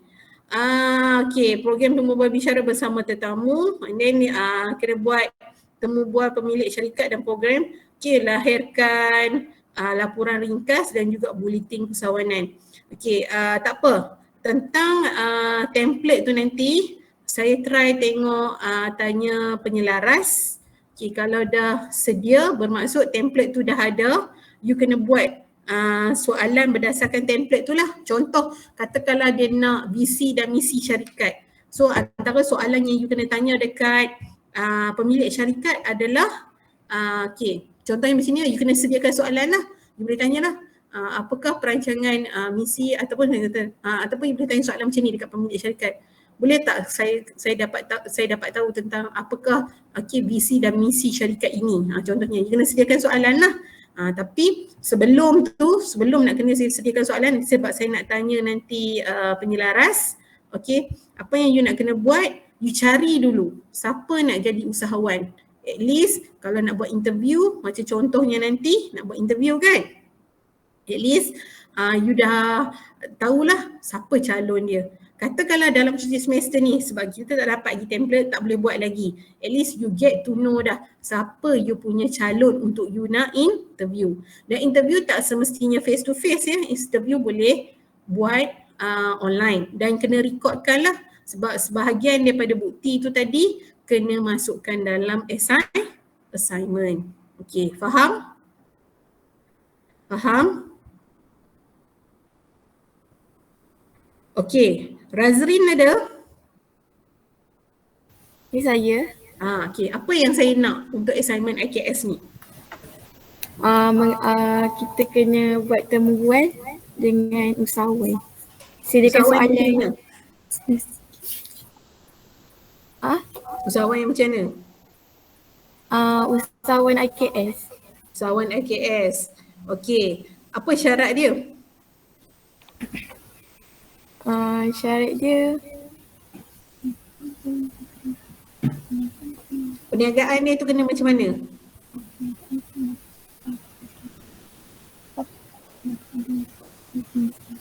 Perniagaannya macam tak tinggi sangat. Untung dia tak tinggi sangat.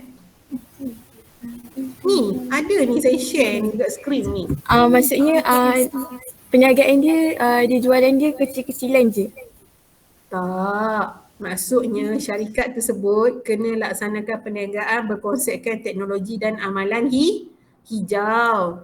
Apa dimaksud definisi IKS? Mudahnya pekerja dia lebih daripada 7 orang. Yang tu je syarat dia. Dia punya keuntungan sebab dia ada definisi IKS ni. Tapi yang saya nak pekerja dia lebih daripada 7 orang. Tak kisahlah dia duduk industri pembuatan ke, pertanian ke, perkhidmatan ke, tak kisah. Kalau pembuatan, lebih daripada pengeluaran produk. Okay, kalau servis, bagi servis lah perkhidmatan. Okay, contohnya, dia pakai green teknologi, contohnya kedai gunting rambut ke, tu contoh. Alright. Okay, kalau pertanian lah. Okay, apa yang you kena buat? You kena buat report.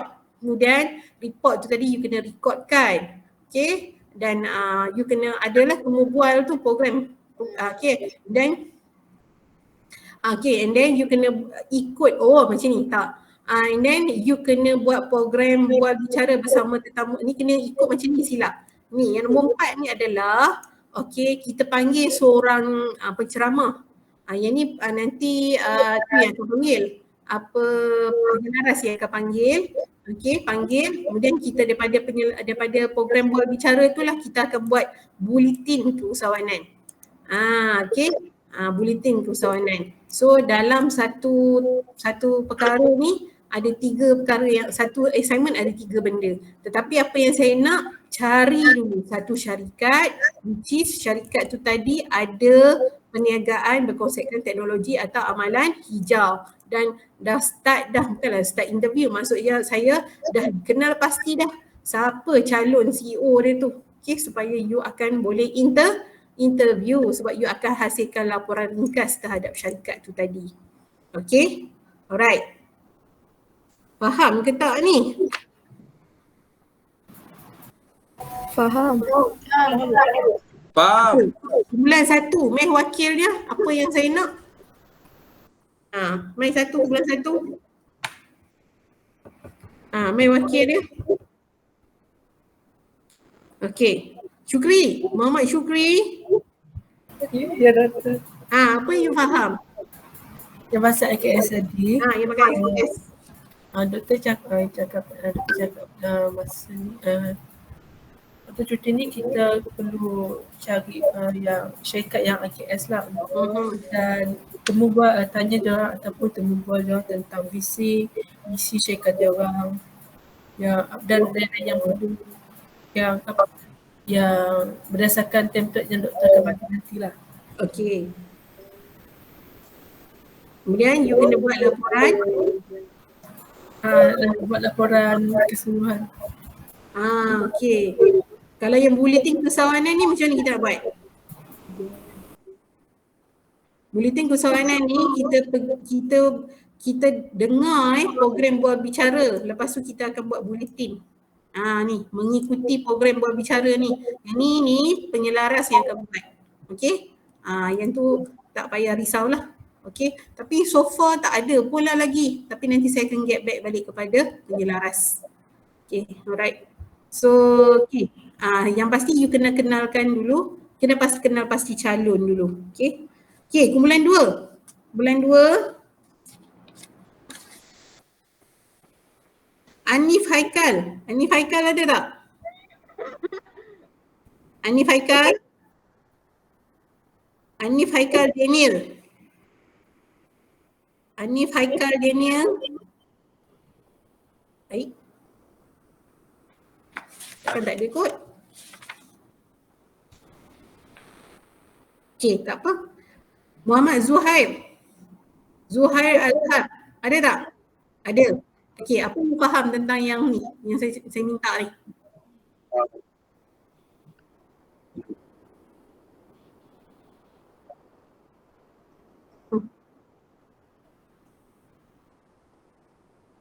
Dia tak semestinya visi dengan visi. Kena tanya apa-apa soalannya yang berkaitan template yang akan saya bagi nanti. Okey, lepas tu.